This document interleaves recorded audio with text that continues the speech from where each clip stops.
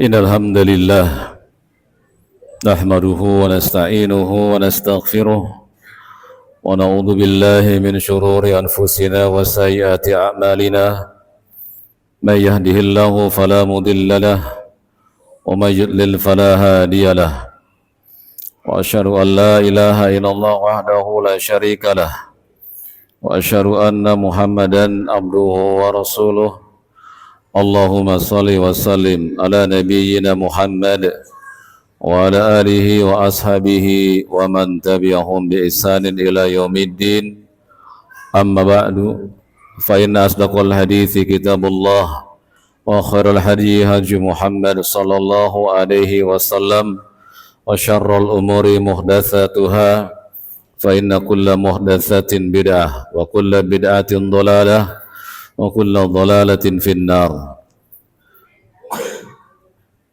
Sebelum saya memulainya, maka adik-adik yang di luar, adik-adik yang berlari-lari agar diam, duduk. Ya, adik-adik yang di luar duduk. Karena wajib bagi khatib untuk menyelamatkan majelisnya. Duduk adik-adik yang berlari-larian di luar agar duduk. Diam. Dengarkan khutbah dengan baik. Jika adik-adik tidak bisa diam, maka adik-adik boleh pulang. Jemaah yang saya muliakan, sesungguhnya mencintai Allah adalah perbuatan yang agung di sisi Allah. Ketika seorang hamba mencintai Allah, Allah akan membalas cintanya. Banyak dalil terkait hal ini. Ketika hamba mencintai Allah, ketika hamba ridho pada Allah, Allah akan membalasnya. Di antaranya firman Allah kepada para sahabat Nabi. Allah menyebutkan tatkala mereka orang-orang terdahulu yang masuk Islam itu dijamin oleh Allah dengan surga, Allah mengatakan radhiyallahu anhum. Allah meridhoi mereka. Lalu Allah sebutkan alasan Allah meridhoi mereka. Waradu anhu. Karena mereka ridho kepada Allah. Juga Allah mengabarkan kepada kita, Allah membalas setiap kebaikan dari hamba-hambanya. Ketika hamba-hambanya mengingat Allah, maka Allah akan mengingatnya. Allah Subhanahu wa ta'ala berfirman, fazkuruni azkurkum.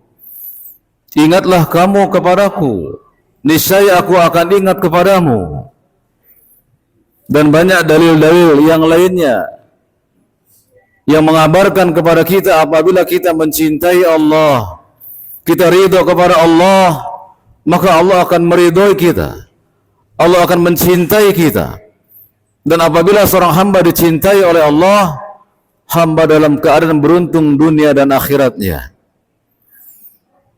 Saudara-saudaraku yang saya muliakan, ketika seorang hamba mengaku cinta kepada Allah dengan lisannya, maka ia harus membuktikan lisannya tersebut dengan hati dan anggota badannya. Al-Imam Ibn Mubarak rahimahullah mengatakan, jika seorang mencintai Allah dengan jujur, maka orang tersebut pasti mentaati Allah. Karena sesungguhnya siapa saja yang mencintai seseorang atau mencintai sesuatu, dia akan buktikan cintanya kepada sesuatu atau seseorang tersebut. Para ulama memberikan beberapa contoh bahwa seseorang benar-benar cinta kepada Allah harus dibuktikan dengan beberapa perkara. Yang pertama, kita disebut cinta kepada Allah apabila kita ingin mengenal Allah dengan lebih baik. Kita ingin mengenal Allah agar kita mengetahui hak-hak Allah. Apa yang harus kita lakukan untuk Allah. Kemudian kita juga mengenal Allah, bagaimana Dia Maha Kuasa atas segala sesuatu. Dia pemilik alam semesta. Dialah Raja di atas segala raja. Dia yang nanti di yaumil akhirah memanggil semua pemimpin-pemimpin dunia. Mana mereka yang mengaku raja-raja di dunia. Dialah yang menghinakan dan memuliakan. Dia yang menghidupkan dan mematikan.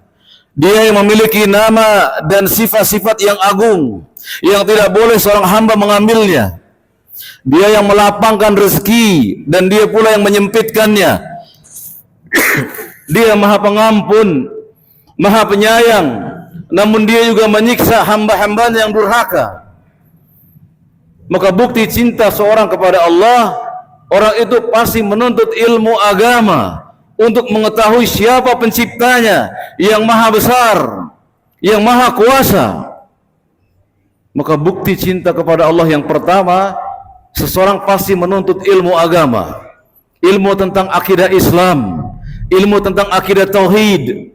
Karena dengan itu dia tahu ada zat yang harus dia sembah, ada zat yang maha kuasa. Maka sebaliknya, orang-orang yang mengaku cinta kepada Allah tidak pernah hadir dalam majelis-majelis ilmu, terutama ilmu tentang Allah, maka ucapan cintanya cacat atau ucapan cintanya dusta, sampai dia mengenal Allah dengan pengenalan yang lebih baik. Allah Subhanahu wa taala menyuruh kita menuntut ilmu tentang dirinya. Allah berfirman, fa'lam annahu la ilaha illallah. Allah menyuruh Rasul sallallahu alaihi wasallam berilmu tentang Allah. Kalau Allah Subhanahu wa taala menyuruh Rasul sallallahu alaihi wasallam berilmu tentang Allah, tentu dia lebih wajibkan atas diri-diri kita. Kenapa ada kita kaum muslimin yang enggan menuntut ilmu-ilmu tentang Allah? Kita tidak peduli apakah Allah punya hak atau tidak. Kita lakukan kewajiban hanya sebatas menggugurkan kewajiban. Kita tidak tahu bahwa ibadah itu dibutuhkan oleh hamba. Allah tidak membutuhkan ibadah hamba. Kita yang membutuhkan ibadah tersebut. Tapi banyak kaum muslimin, mereka beribadah, mereka tidak tahu untuk siapa ibadah mereka kerjakan, apa yang mendasari ibadah-ibadah mereka. Yang kedua, kata para ulama Islam, bahwa seseorang disebut cinta kepada Allah apabila dia bisa membuktikan saat Allah menyerunya, saat Allah memanggilnya dengan perintah maupun larangan, dia berkata sami'na wa ata'na. Allah Subhanahu wa taala mensifatkan sifatnya orang-orang yang beriman. Innama kana qaulal mu'minin idza du'u ila Allahi wa rasulihi liyahkuma bainahum an yaqulu sami'na wa ata'na. Kata Allah Subhanahu wa taala, sesungguhnya orang-orang yang beriman itu apabila dia dipanggil menuju Allah dan Rasulnya untuk berhukum kepada keduanya, mereka berkata, kami dengar dan kami taati. Allah jelaskan sifat ini bagi orang yang mencintai Allah, karena ada kaum yang Allah ciptakan yang mereka mendengar seruan Allah, mereka mendengar seruan Rasulullah SAW, tapi apa kata mereka? Samina wa asaina, kami dengar, tapi kami tidak mau mentaatinya. Wallahiyadzubillah. Ini kaum disebut dengan kaum ahlul kitab. Datang kepada mereka kitab suci, datang kepada mereka para rasul, namun mereka mendengar kitab suci, mereka mendengar Rasul yang diutus, tapi mereka mengingkarinya, mendustainya. Dan Allah tidak menginginkan orang-orang beriman mengikuti sifat-sifat ahlul kitab. Yang ketiga, kata para ulama Islam, ciri seseorang itu cinta kepada Allah di hadapan padanya Al-Quran, maka dia mencintainya. Abdullah bin Mas'ud radhiyallahu an berkata, jika kalian ingin mengetahui cinta kalian kepada Allah, maka berhadapkanlah kalian kepada Al-Quran. Jika kalian mencintainya, mencoba belajar membacanya, menghafalnya, mentadaburkannya, maka sungguh kata beliau, kalian adalah orang yang benar cintanya kepada Allah. Kata Abdullah bin Mas'ud, fa innamal Qur'ana kalamullah. Karena Al-Quran adalah firman Allah Jalla wa Ala. Maka berdasarkan ucapan beliau radhiyallahu anhu ini, kita tidak disebut mencintai Allah sampai kita mencintai Al-Quran. Kita belajar membacanya, menghafalnya, mentadaburinya, menjadikan Al-Quran pegangan dan bacaan kita setiap saat. Hadirin yang saya muliakan, saya mengajak diri saya dan jamaah yang saya cintai karena Allah. Hitunglah oleh kita, mana yang lebih banyak yang kita memegangnya, Al-Quran atau selain Al-Quran. Mana yang sering kita baca, Al-Quran atau selain Al-Quran. Bukankah saya dan kalian diharuskan membaca Al-Quran? Bagaimana mungkin seorang hamba sholat kepada Allah jika dia tidak bisa membaca Al-Quran? Bukankah Al-Fatihah yang kita baca di dalam sholat merupakan rukun sholat? Kata Nabi yang mulia sallallahu alaihi wasallam, la salata liman lam yaqra bi Fatihatil kitab. Tidak ada sholat bagi orang yang tidak membaca Al-Fatihah. Para ulama menjelaskan, yang dimaksud dengan tidak ada sholat bagi orang yang tidak membaca Al-Fatihah, dia tidak benar membacanya. Bukankah kita tidak khawatir dengan ancaman Nabi yang mulia ini? Betapa banyak kaum muslimin yang sholat tidak peduli dengan bacaannya.